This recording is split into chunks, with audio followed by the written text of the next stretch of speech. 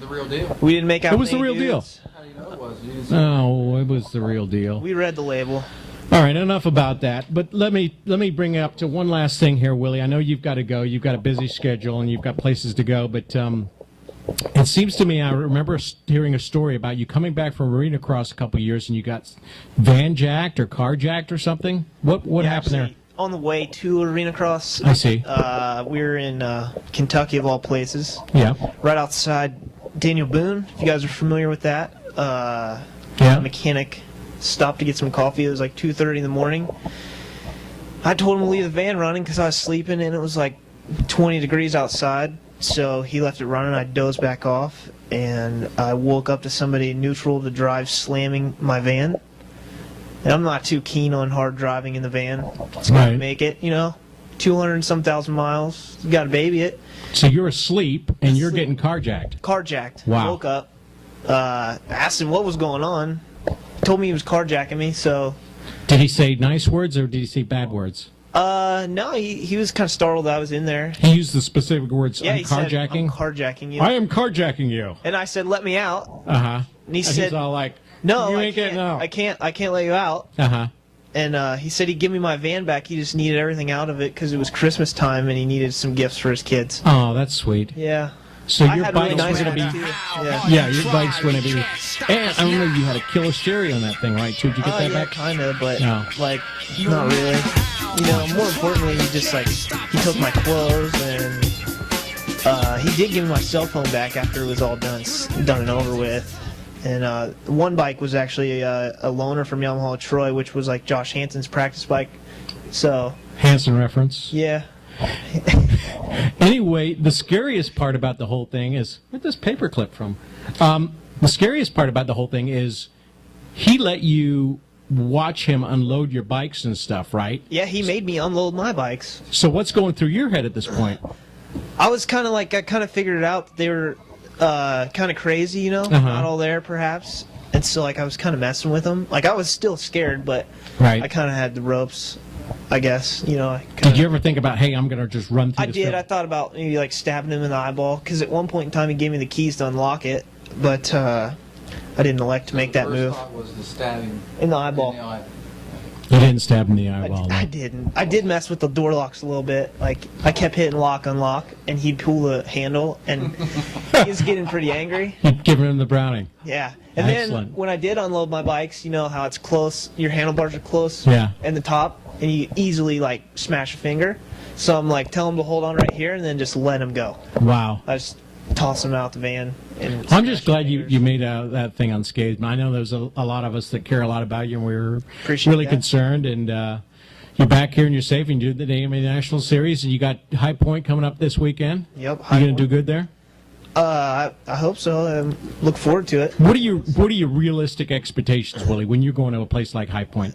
High Point, I don't know. I just want to break the top 20 as many times as I can. I mean, that's a realistic goal for myself. And get a point or two. Get some points. Exactly. You know, I don't know how long I'm going to be doing this, but I'd like to at least achieve something a little bit more before I'm done. Dig it. I don't think a lot of people out there realize how big a deal it is just to get a few points in outdoor motocross. 8 point, yeah. It's right.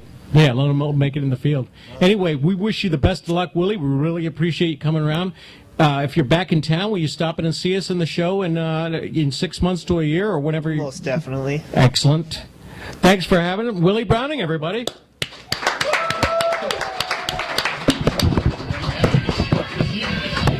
Wow, the Willie Meister.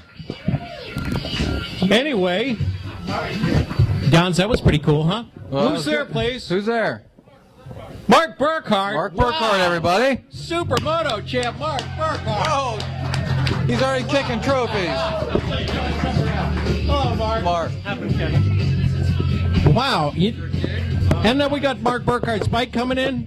This is awesome. Mark, is that the actual bike you won the Supermoto Championship on? Or is that just like a simple practice bike? No, that's actually one of my old race bikes from Is last it really? year. Yep. You got the big number 1 on there. Yeah.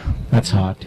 Now, me and my buddy Jared ran into you at the high banks of Daytona earlier this year, and all of a sudden we were talking about something, and you didn't even have your hard card around your neck. You had it in your pocket, and you busted it out, and I'd never seen one before that said champion on the top. Did you know you got those when you were champion or not? No, I didn't. Unfortunately, I live close to the AMA and went in there one day and they asked me if I wanted my card. So, a champion card gets you into any AMA event. Wow. So, it's kind of cool, except for Daytona. It Right. doesn't work there because they're kind of...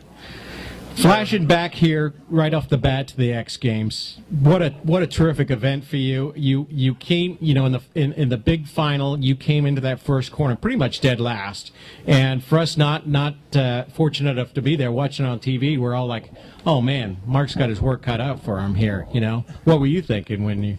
Same thing. Yeah. I had my work cut out for me. I didn't think any way I'd catch Herfoss and Jeff Ward, but by doing the triple section, I was making up, I don't know, probably a second a lap by doing that. That's your old Supercross training coming through, huh? Yeah, yeah, I Dig guess.